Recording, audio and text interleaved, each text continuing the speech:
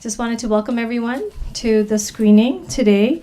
My name is Tejaswini Ganti, and I teach here in anthropology, and I'm the chair of the South Asia at NYU, chair of the steering committee of this kind of faculty initiative called South Asia at NYU. This is actually, I just wanted to show, this is our website. We have a very long list of spring events. There's actually a printout of that outside, so later you could help yourself to that. The one thing I did want to mention, I realize, I need glasses. One thing I just wanted, kind of an announcement, we have I think it's our 7th annual Global South Asia Conference that's happening next Friday, a week from today at 20 Cooper Square. It's, again, the program for that is also printed outside, so it starts at 9.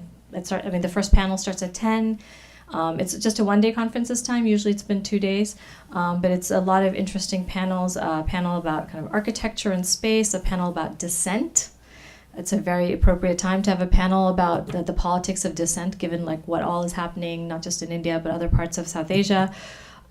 We also have, actually, I think, a very special event. We have some filmmakers from India, from the Jharkhand region, and one of them, he's actually one of the first Adivasi or indigenous filmmakers. They're coming to talk about their work, and also in terms of how to intervene in dominant media narratives about indigeneity and dispossession. And so I think that's actually how the conference is ending. That's like the evening. So we're going to have screenings and discussions by filmmakers from India.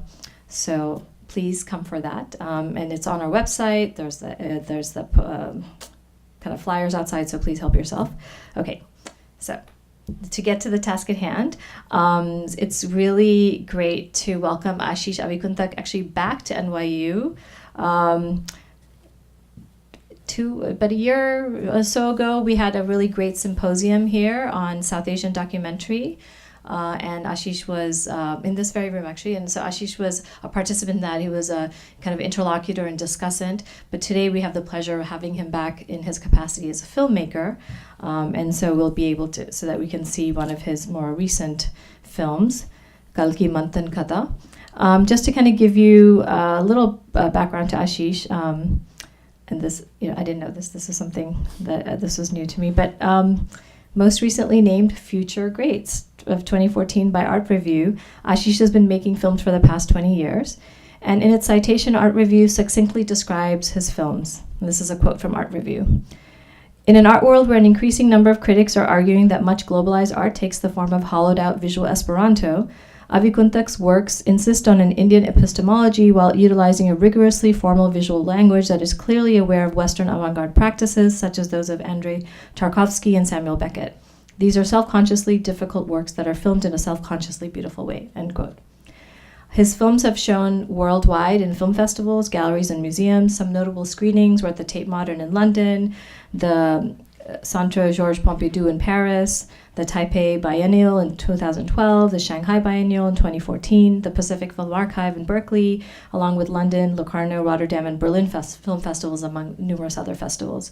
He's also had retrospectives of his works in the US, Europe, and India, and in 2011, he was shortlisted for the Scoter Prize for Indian Contemporary Art.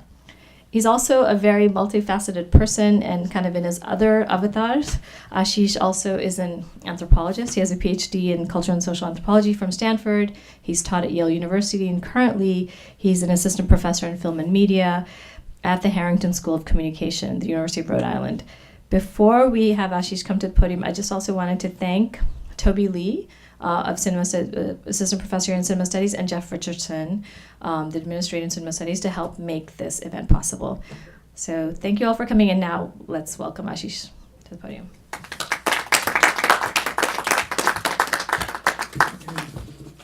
You were going to say you wanted to just say a couple words. Yeah. Thanks a lot for that kind introduction, Teja. Really happy to be back here and show this film. This is not an easy film. So it's a narrative film. And I think the only thing I want to say is that engage with it. I mean, I won't say have fun or enjoy the film. engage with it, and then happy to have a conversation. It will resonate to a great extent, I believe, with what's happening in India right now, and we can have a conversation about it also. Thanks a lot for coming.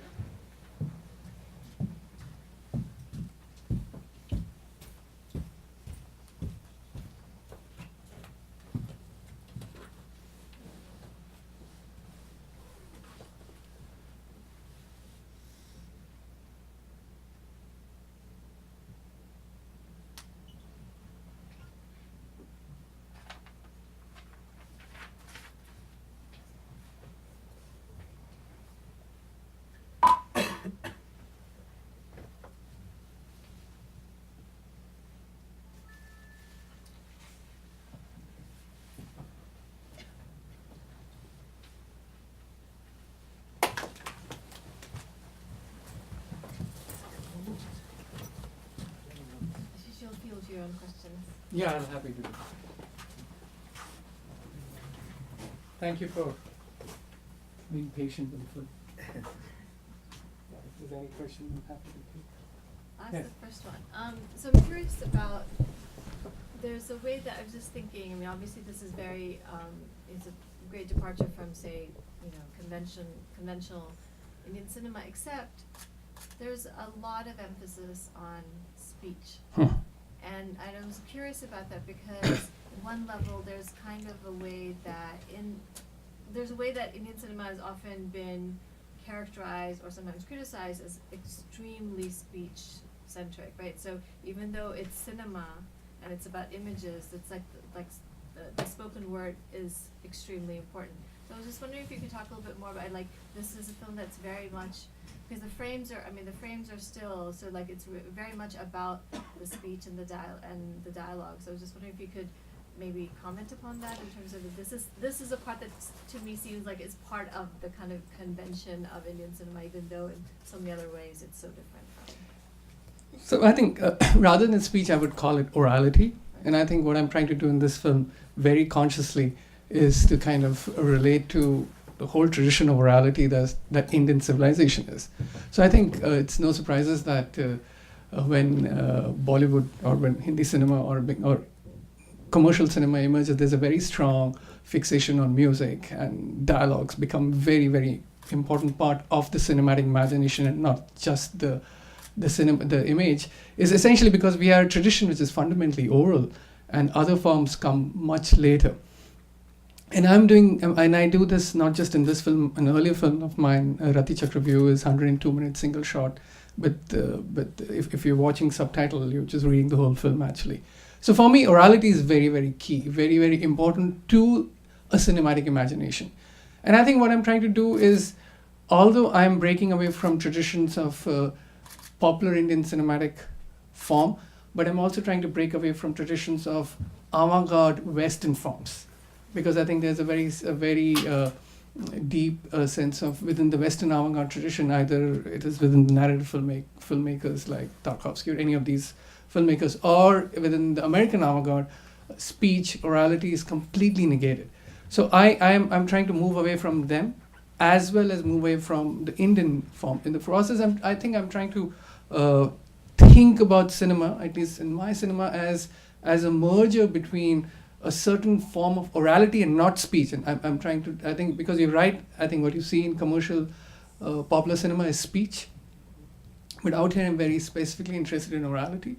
So I'm kind of pulling this form of orality from a more pre-modern tradition, and kind of fusing it within the visual, let's say the visual grammar of the tradition that I believe in, which is coming more from a Western avant-garde practice. Yes, Teja asked a question about speech and orality, so I'm going to ask a question about the visuals. It's a very beautiful film, and I was wondering if you could say a little more about the locations, and the images are stunning. And of course I could add that there's a particular fascination with the male body, which is also very unusual. I haven't seen imagery of this kind in a very long time. So if you could say a little Sure. bit about that. So first, the film was shot in Kumbh, in Mahakumbh in Allahabad in the month of February and March in 2013. And Mahakumbh in Allahabad happens once in 12 years. This is the largest gathering of humans on earth. The last time, in 2013, about 60 million people turned up in the space for about 6 weeks. A whole city is created, a whole artificial city is created, which looks almost like as you see in the film, it looks like a refugee camp in a certain sense, like very denuded space. So when we first went, I hadn't been to Mahakumbh earlier. I actually wanted to visit one in 2001 and I just missed it. But then this time when we went, the idea was to make a film, so I got hold of, I made it a point to be there. And so none of us had been to Mahakumbh ever. And Mahakumbh is like one of the most spectacular religious, or let's say a spectacular moment of religiosity in India. And so there were about 12, not 8, about 8 of us, we went there. And none of us had seen that space, neither had I or my DOP. So what we did is the whole film that you see, the image in the film is a visceral response to what we are experiencing ourselves. It was extraordinarily cold. We were living in tent in the sandy banks of the Ganga, which during the monsoon months this whole space is covered in water. So it was very cold. It was also what was very, very intensely disturbing for us is that, at least for me, is that one was hoping to see a profound sense of pre-modern religious form, in at least in the architectural form. But unfortunately, what we saw was a very, a very spectacularly sparse post-colonial city. And what you see is a post-colonial gridded modern artificial space in which pre-modernity is actually just pigeonholed. And that was really disturbing. So what you see is this relationship.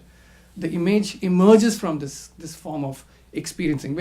So that was one. The second is that Kumbh has been, again, is one of the most highly photographed, cinematographed event of Hindu religiosity ever. Like since the late 19th, early 20th century, you have images of Kumbh being shot. So one was very, very aware not to create a visual space which looks like that. As a matter of fact, but this was not a conscious attempt, I must admit. It was not. I didn't go there and say, no, I'm going to create an image which doesn't look like Kumbh. But the moment we went there, I and my DOP and the other actors, we were just completely flummoxed with this sense of complete modern space that we saw, because the earlier images were all about this kind of sadhus and the Naga sadhus and all this stuff.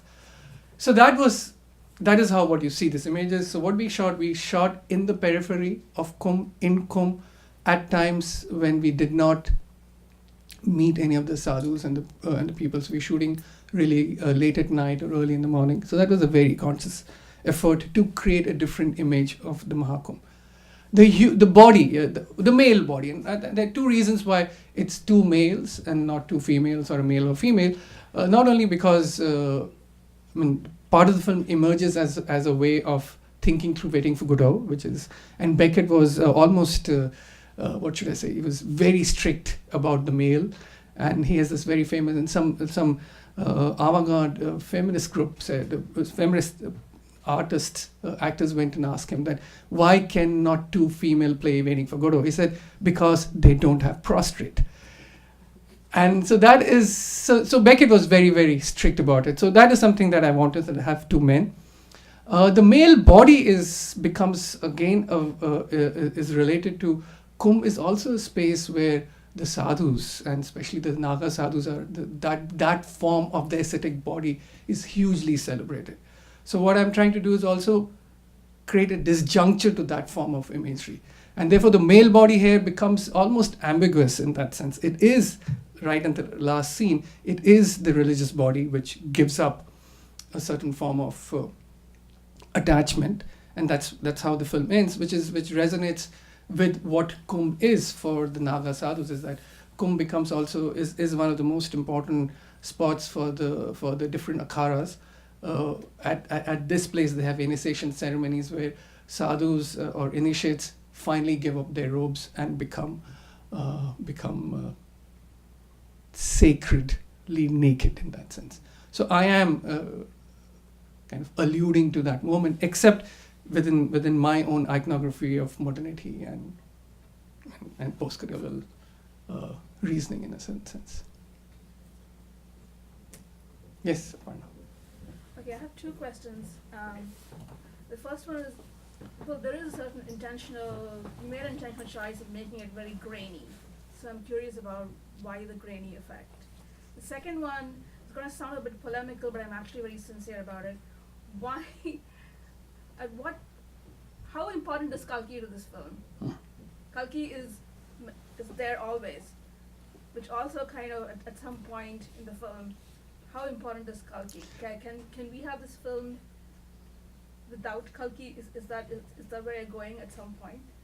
So I'll answer the second question first. Kalki is profoundly important because it is not any other avatars of Vishnu, because that is the nature of Kalki as an avatar of Vishnu. He is the most ambiguous, or probably the most ambivalent of all of the Vishnu's avatar, because he's the avatar of the contemporary Kali Yuga, and therefore he's there but he's not there. For there aren't any texts about him. Even the mantra that I end the film with when they're going circular is a very, very contemporary mantra, probably late medieval, whereas other of Vishnu's avatars have much earlier histories. As a matter of fact, in certain iconographic and descriptive references to the Dasha avatar, you do not hear of Kalki. Kalki, whatever little I know of, or whatever little my research has said, is that his insertion into the Dasha avatar is much later. Probably around the early medieval times, around 9th and 10th century, whereas the references to Dasha avatars are much earlier. So Kalki is very important because he is, in a certain sense, emblematic avatar of our age, is that he is very ambivalent. So for me, that ambivalence of Kalki becomes very important. That he's supposed to exist and probably is there to save the world like all the earlier avatars are supposed to do, but he is missing in action. So Kalki is very profoundly important. I'll come to you, the question that you're about to ask, but I'll finish the grainy question. Well, I think for me, it was very important. So when we shot the film on 16 millimeter and on digital, so all the shots in daylight are 16 mm, and all the night shots are in digital. So this is one of my first hybrid film, in the sense I'm combining 16 millimeter and digital together. So the idea, and also what I was doing very specifically, is that I was shooting the 16 millimeter with a high ASA stock, so they are grainy in themselves. So when we started color correcting, when we were sitting in the digital intermediate, that is when the decision to make it grainy began. To a great extent, because the 16 millimeter footage turned out to be grainy. So I think we accentuated the grainy effect. Also, the digital footage, when you mix a 16 footage with a digital footage, the digital footage looks very flat. And that's the problem with digital footage. It kind of lacks a certain depth, whereas 16 millimeter, because of its grain structure and because it's cellulite, has a much more, there's a deep depth to it. So what I did is that at the color correction, we worked together so that you cannot, as a matter of fact, people who watch film often, even the DOPs and color correctors cannot make out which is a digital footage and a 16 footage, because we spend a lot of time making the whole film to create this kind of I would say it's kind of my own anxieties about digital not being so cinematic. So I worked hard on making the digital look cinematic. But that hybrid actually fits in with Kalki being there and not being there too, in terms of materiality, But the film also reminded me a lot of Gatak and the tree shots, of course, but also Jukti. There's a certain resonance with Jukti in the way argument and a kind of a post-apocalyptic kind of undercurrent to it. I must admit, I'm very happy to be part of the Gatakan lineage. I proudly would want to be part of that. So yeah, I am. This is. It is not as an unconscious accident that Ghatak emerges in frame. There are a couple of frames, both me and my DOP we come from that gharana and not the Ray gharana, so as to say, in Bengal. And so there are moments of winking to Ghatak. There's no doubt about the tree shot and a number of other places. But and also the Jukti, I can also, like, on that matter, let me tell you how the script evolved. Now, this is not a scripted film in any sense. So when we went there, I thought that we'll just take this Waiting for Godot. So I sat down Waiting for Godot and figured out the whole Waiting for Godot doesn't work. So I just picked up the first 15 pages. That is before the other characters emerges. Just the first part of the thing, and I translated into Bangla with my collaborator, and with just about 15 pages, we reached Kum, and then we started shooting.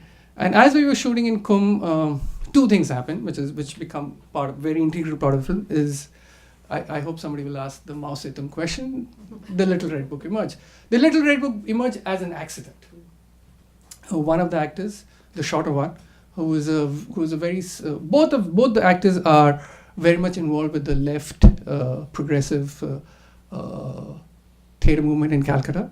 The shorter one, Joyraj Bhattacharya, comes from a very strong family of CPM activists and politicians in Howrah, which is the other side of Calcutta. So he happened to carry Little Red Book, and for a very interesting Bollywood reason, is that at the same time when we were shooting the film, Vishal Bharadwaj's film, it's a tongue twister of a title, Matru Ki Bijli Mandola was released. And if you remember, if you've seen the film, there is this almost like a farce on Mao Zedong and the Naxal movement is being constructed. And Jara decided that he has to write this really strong review of the film, and he wanted to review his Little Red Book. And so while we were shooting, he was reading Little Red Book as a leisure time read. I said, "What are you doing this?" He said, "Look, I have the Little Red Book." And I looked at it. I said, "Just carry it during the shoot." And that's how we happened. Whenever we were there, I said, "Okay, after we would shoot our dialogues we had in mind from Waiting," we said, "Okay, let's shoot with the Little Red Book." And that's how it started. So we shot like that for about the first week. And then my writer and we were sitting and just having chai and the classic adda and the kum. I mean, the kum is not the classic, but just like the Bengali adda, like three people sitting and talking for hours. And then my DOP suggested, "Why don't you write some more lines and just write some more scenes?" So the rest of the film, which is the second half of the film, was written over the course of one night.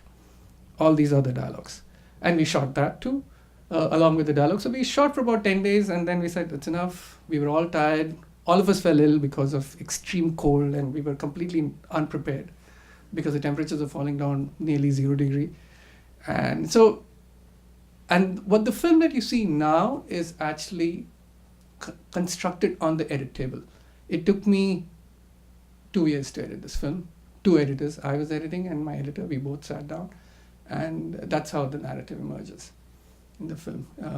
Almost like Kalki. It is there and not there in that sense. So, yes, Jared. When you were that one night where you were doing the writing, what does that process look like? You had a No, writer. I just because because this form of filmmaking is very intimate. We are just the two actors, the DOP and his assistant. So that's 4. Me, the writer, and my assistant. That's it. That's the whole crew. So and we were living in one tent, and so it was quite an intimate form, and we were all engaging with the kum and the space and the shoot in our own way. So after we had this discussion, my writer Shogoto just sat down and he said he got his gaja and his and he just went out and we just wrote these things. And next day morning we read it and he said, "Yeah, this is it. Let's shoot it." And he then responded. I think the idea that I and my DOP gave him was that if because Kum was looking like the whole space was looking like I would hate to use the word, but it looked like a bombed out refugee space.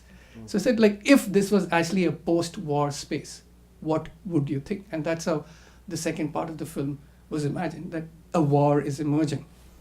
The other thing that I do in this film, which I hadn't ever tried, and I think which works brilliantly and has become an integral part of the narrative, is improvisation. Now both these actors are really smart actors who have had, like, both of them have worked in theatre work for about 10-15 years. Their language, because this is also, I mean, is there any Bengali here? Yeah, but this is a very complex form of Bengali. This is not the Bengali. This is not the Bengali that is spoken. This is actually a created Bengali, which is something that I and my writer is working. It's almost like I won't call it an artificial, but it's almost like a form that we create. Even for Bengali audience, this becomes very difficult for them to engage with. So these two actors, they had already memorized the script before they came. That was the precondition, that you memorize all the 15 pages that we've written. They came, they memorized it, and they had got into the world of that language. So what we did as we were shooting, and we started as soon as about third or fourth day, again, after we've shot, said, okay, let's improvise something. And they would just sit and just talk. And since we were shooting in digital, the conversation could go as long as 10 to 15 minutes. So we do have snippets of that form of very spontaneous improvisation that becomes the part of the film. The last dialogue, which for me becomes the pivot on which the whole film is created, where one of them says, who are the 10 avatars of Vishnu? And that's when Jairaj, who has a very strong Marxist, communist lineage, it becomes like a spontaneous moment for him. Like you have Krishna, Ram, and then you have Bukharin and Ceausescu and all these things. And for me, that becomes a very important one. But that is completely improvised. So there's a lot of improvisation. There's a lot of spontaneity to the space, to the process of construction, of shooting, that becomes an integral part of the narrative. Yes? Do you have anybody doing the sound on the crew? Yes, there is I forgot to say sound. No, there is a sound. Yes. I think that's the eighth guy. There's a guy with a sing sound. The whole film is no, we didn't do sing sound. The whole film is we labeled the actors, and then we did the dubbing. That's what we usually do in India, because the although it might look like an empty space, but there's a maddening sound space. It's like we could not sleep at night. It's like constantly. So there was no way that we could do sing sound. Although the sound that you hear, the background sound, was recorded at the same time, but then we mixed it later on. Yeah. Yes? I wanted to ask about the beautiful singer. The beautiful singer. Yeah. As part of, as you saw, as I'm talking about the process of filmmaking, that was also a spontaneous moment. So we were living in a camp of an old friend of mine who comes from a priestly family from Vrindavan, which is a very important town for Vaishnavas, the worshippers of Krishna. So this was a camp of their group, and there were about 80 of them living there at that point of time. This woman happened to be a wife of one of my friends, and I knew she was a singer. She was basically trained with Girija Devi, a Tumri singer in Calcutta at a very, very prestigious music school, at ITC music school. And so I knew of her, and I had cajoled her. I said, look, I want you to sing. So after a few days, he said, okay, chalo, let's do it. So what we did is that we drove slightly further away from Kumbh, because the soundscape was very, very noisy. So we went about 25 kilometers outside the core space, and that's when we shot it. So that is the only thing in the film that is sync sound. So the sound that you hear is the sound that was. So she was trained for nearly about 15 or 20 years of training. And so what we did, again, we shot about 4 different Tumris, 4 different songs, and then I chose this one. And that's how it just becomes. So this is a Tumri in Aher Bhairav, and the music that you'll see in the film, the background music, which is in cello, violin, and piano, was composed by a friend of mine who is a composer, or was a composer, doing her final degree at Yale, who is of Indian heritage and was trained as Juilliard and was at Yale. And so she was also familiar with Hindustani classical music. So I just said that, look, this is the piece. this. So I gave her the piece that you hear. I said, now just compose what you think, and that's what she did. So what you see is a Western classical composition in cello, violin, and piano, based on Ahir Bhairav.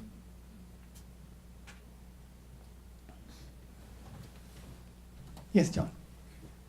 Just there's a lot of metaphorical. I mean, at least that's what I see, right? There's a lot of metaphorical. Instance, even Mao's Red Book is a metaphor. I mean, do you want us to figure out, or is there something that you were thinking when you're writing the script? You know, as I said, a lot of this film happens spontaneously, and so there's nothing that I was thinking at the moment of the making. But you know, when I was working at the edit, what I'm harking, and I think if you're asking me what I want you to think, I really don't want you to think anything, but I'm going to tell you what I was thinking. I'm definitely thinking of the history of Naxalite movement in India, especially in its present form, that you see in the central Indian forest spaces. I'm definitely also thinking in terms of the idea of Hindu religiosity. And I'm wondering how both of these things come together. So there are three texts, like the Samuel Beckett, a postmodern absurd text, Waiting for Godot, Mao Zedong, another form of I won't call it most postmodern, but definitely a very very important modernist text. And then you're located within a space like Mahakumbh, which has a huge history of, I won't call it thousands, but at least a few hundred years history of congregating at that space for a sacred religious event. So it's a confluence of these three elements that come together, which I think is what for me then becomes a form of it's a complex thing that is happening in India for the last 100 years, and it has become more complex. So the present, I take this as an opportunity to also comment on what's happening right now in India. I think it's absolutely problematic to create a dichotomy between the right wing and the left wing, which is happening in JNU. Like, so you have the left wing radicals and the right wing conservative Hindutva. I think there's a lot of space in between that is completely being wiped out and erased or hidden or pushed down, where that is what really India is in a certain sense, and not these large dichotomy that's being produced, or the dialectics being produced. So what I'm trying to do in this film is that when that moment when the 10 avatars of Vishnu are being named, suddenly the history of Indian religiosity moves into history of Marxism, and from pre-modern to a modern moment. For me, that is, at least in my understanding of India, is a very it is a problematic move, but it moves very smoothly at times. And for example, if you look at the history of, let's say, Marxist movement in India, either in the form of Communist Party of India or the Communist Party of India Marxist or the Communist Party of India Marxist-Leninist, you would see a lot of Brahmanical leadership. And we know in Bengal, for example, number of Marxist leaders would, before they would go for their Politburo meeting, would also go to Kalighat temple. So I think there is a far more complex nature of both Indian religiosity and Indian Marxism or left politics, and I'm trying to kind of in this film trying to push for a certain complex nature of that form, rather than what's happening today that creates this black and white space or red and saffron space. I think there's far more complex thing happening. We have actually wine and cheese outside, so we could continue the conversation. Thank you for your patience. Thanks a lot.